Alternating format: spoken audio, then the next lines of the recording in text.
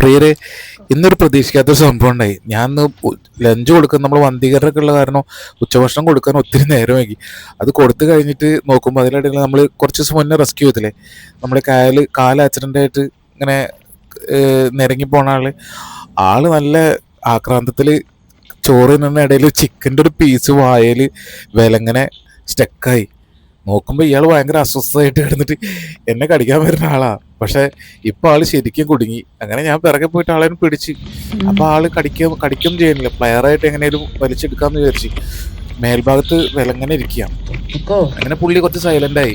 പുള്ളിക്ക് മനസ്സിലായി ഇന്ന് ഞാൻ ഇങ്ങനെ സമ്മതിച്ചില്ലെങ്കിൽ സാധനം എടുക്കാൻ പറ്റില്ല, കുടുങ്ങിയിട്ട് ഞാൻ പെട്ടുപോകുന്നു പുള്ളിക്ക് മനസ്സിലായി. അങ്ങനെ എല്ലി ഇളക്കി കൊടുത്തു. ഇളക്കി താഴേക്ക് ഇടാതെ അത് അങ്ങനെ തന്നെ കടിച്ചു കിട്ടാം. പുള്ളി തന്നെ കടിച്ചിട്ട് തന്നു. എന്തായാലും സമാധാനമായി ആശാന്. ഇനി സുഖമായിട്ട് ഭക്ഷണം കഴിക്കാം.